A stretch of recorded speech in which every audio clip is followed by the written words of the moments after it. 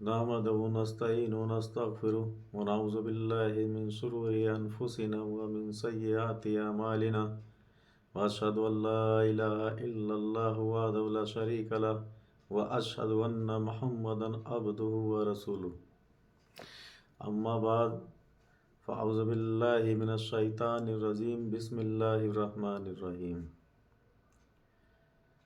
لقد خلقنا الإنسان في كبد الصلاة والسلام عليك يا رسول الله الصلاة والسلام عليك يا حبيب الله الصلاة والسلام عليك يا نبی اللہ۔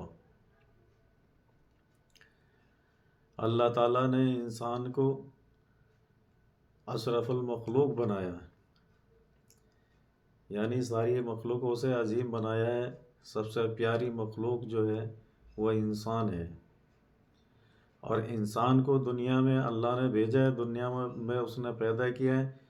وہ اس لیے پیدا کیا ہے اپنی عبادت کے لیے، اور عبادت کے لیے عبادت کی ہی اور اللہ کو ضرورت تھی، تو اس کے لیے فرشتے کو عبادت کرنے کے لیے کم نہیں تھے۔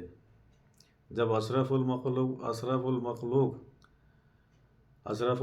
جب انسان کو اللہ نے بنایا ہے تو اس کا اللہ کو ایک امتحان بھی لینا تھا۔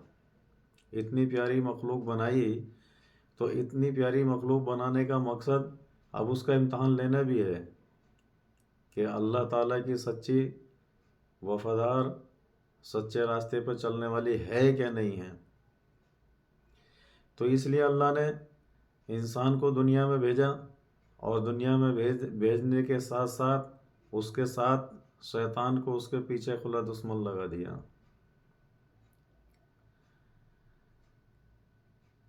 اب جب آدم علیہ السلام کو سجدے کرنے کے لیے فرشتوں کو حکم دیا تھا اللہ تعالیٰ نے، تو اس وقت سارے فرشتوں نے سجدہ کیا، لیکن ابلیس نے سجدہ نہیں کیا۔ اب ابلیس نے سجدہ نہیں کیا تو اس کو شیطان قرار دے دیا،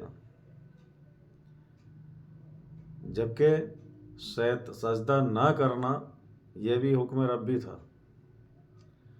ابلیس کو سجدہ کرنا ہی نہیں تھا، سجدہ نہ کرنے کا حکم اللہ کا ہی تھا۔ اگر ابلیس سجدہ کر لیتا تو اس کو شیطان قرار نہیں دیا جاتا، اور وہ شیطان نہیں، ابلیس کو اگر شیطان قرار نہیں دیا جاتا تو اللہ تعالیٰ کا جو اشرف المخلوق سے امتحان لینا تھا اس کا امتحان کمپلیٹ نہیں ہوتا، پھر دنیا میں پیدا کرنے کا کوئی مقصد نہیں ہوتا، پھر کوئی بھی انسان جو ہے پھر برا نہیں ہوتا، نہ کوئی برائی کرتا، سب اچھائی کرتے، سب جنتی ہوتے، دوزخ میں کوئی نہیں جاتا، سب عبادت گزار ہوتے، پھر برائی کی کہاں فرصت؟ برائی کا نام و نشان ہی نہیں ہوتا، برائی تو شیطان کراتا ہے۔ تو شیطان کو شیطان قرار دینا یہ حکم ربی تھا، یہ شیطان کی خود کی مرضی نہیں تھی، ابلیس کی خود کی مرضی نہیں تھی کہ وہ سجدہ نہیں کرے۔ جہاں سجدے کی بات ہے، ابلیس نے اتنے سجدے کیے ہیں، اگر وہ دنیا پہ بچھا دیا جائے تو شاید کوئی جگہ ایسی نہ بچے گی جہاں اس کے سجدے نہ ہوں۔ جگہ کم پڑ جائے گی مگر سجدے کم نہیں پڑیں گے۔ اتنا عبادت گزار فرشتہ، اتنے سجدے کرنے والا فرشتہ، اور وہ ایک سجدے کے لیے اس نے انکار کر دیا ہے، ایسا ہو سکتا ہے؟ اگر اللہ تعالیٰ چاہتا، اگر حکم ربی نہیں ہوتا، اللہ تعالیٰ چاہتا، جیسے ابلیس نے سجدہ کرنے کے لیے منع کیا تھا، اللہ تعالیٰ تبھی اس کو گرفتار کر لیتا، یا پھر اس کو فنا کر دیتا، اس کو مسلمان کا، مومن کا کھلا دشمن بنا کے دنیا میں نہیں بھیجتا۔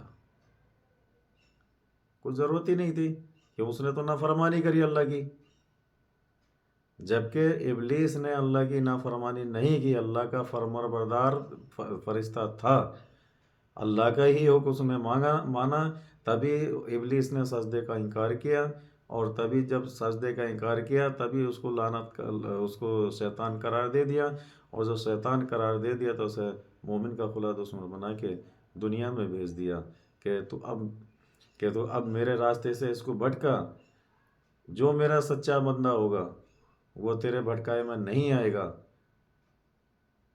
وہ میری ہی عبادت کرے گا، اور جو میرا سچا بندہ نہ ہوگا وہ تیرے راستے میں پہنچے گا، وہ میرے راستے سے بھٹک جائے گا۔ جو میرا ہوگا وہ کبھی میرا راستہ نہیں چھوڑے گا، وہ صراط المستقیم پر ہی چلے گا۔ انشاءاللہ اس سے آگے بات اگلی ویڈیو میں کریں گے۔ خدا حافظ۔